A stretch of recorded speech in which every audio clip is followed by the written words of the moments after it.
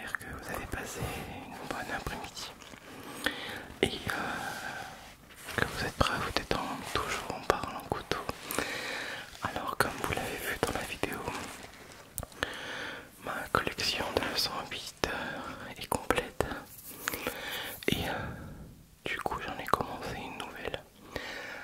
Je sais pas si je l'avais dit, mais je pense que pour les plus anciens le savent, les 91 ça m'intéresse pas.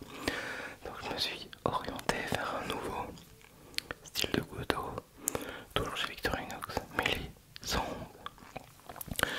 qui n'ont rien à voir. Alors, à l'heure où je vous tourne cette vidéo, la première n'est pas sortie, mais je vous ai présenté celui-ci.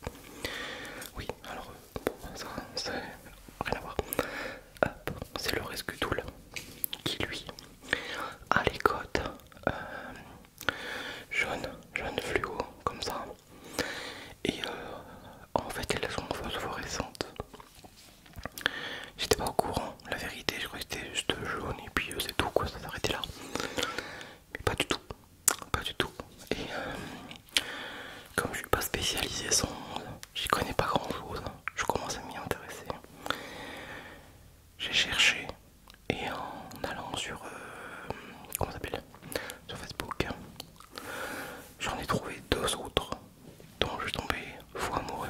Mais juste avant, je bois un coup parce que j'ai soif. Je viens de prendre ma douche il y a un quart d'heure que je rentre du boulot.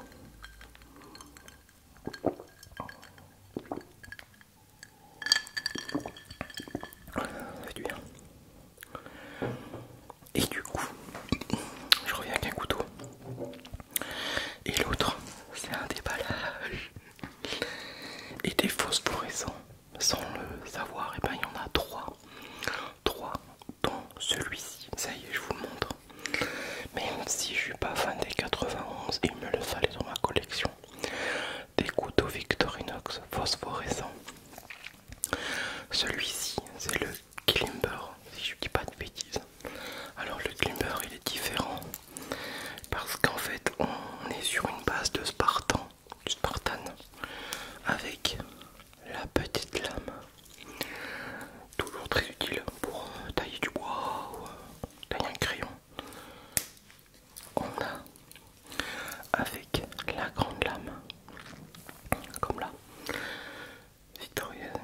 Victorinox Swiss Made Stainless.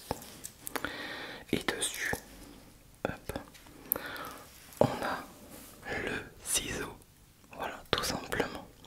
Après le reste, ça s'accommode. C'est un peu le même que sur les autres. On retrouve le fameux décapsuleur quoi. Et l'ouvre-boîte. Voilà. Et au dos, on retrouve le fameux tire-bouchon. Ah bah non, cette fois, oui, je découvre avec vous. Alors je vais refermer un petit peu tout ça. Si j'y arrive, je vous les ouvre, promis. Alors, le décapsuleur, ça c'est bon. Ici, on a le poinçon. Oh, pour une fois, j'arrive à l'ouvrir. Donc, le ressort est bon. Voilà. Comme ça. On a aussi le porte-bagages. Oh, je pourrais pas vous le sortir. Je vais essayer avec ça si j'y arrive. C'est du boulot. J'y arrive pas, je suis désolé. Hop. Voilà. Mais au moins vous voyez, j'ai déjà présenté de toute façon le porte-paquet, le porte-colis, le porte-bagage, n'importe. Et bon, je l'ai trouvé d'occasion sur le Bon Coin. Là encore une fois, c'est un concours de circonstances quoi. C'est pas celui-là, en fait il ne se fabrique plus, il en trouve plus, à part d'occasion. Et je l'ai trouvé d'occasion mais neuf, qui sortait d'une vitrine UDC. Qui prend les fois les deux là comme ça et puis je vais sur le Bon Coin, je tape, puis d'un coup boum, Klimber fluorescent. Alors par contre j'ai pas fait de blanc durant la nuit, mais la nuit on les voit bien dans la maison. C'est impressionnant en fait.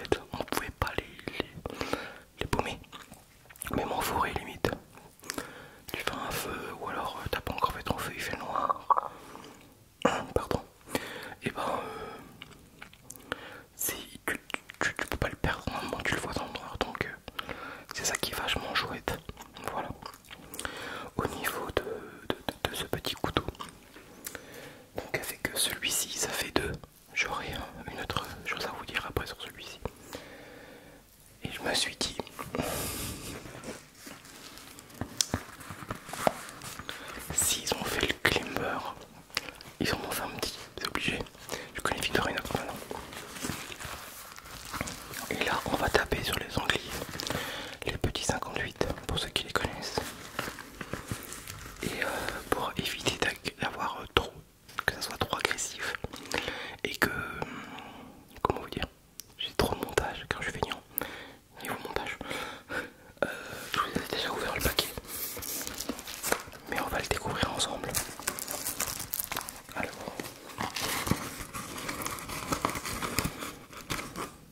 ok, on répète. Ça c'est quoi? Ok, c'est le bon de transport. Pas de problème. Ça vient d'où ça? Ça vient de... Il est marqué où? Ah bah ça vient d'Amérique. Ouais, j'hallucine. Ah ouais. Pourtant j'ai trouvé ça sur un site français. Sur Fruc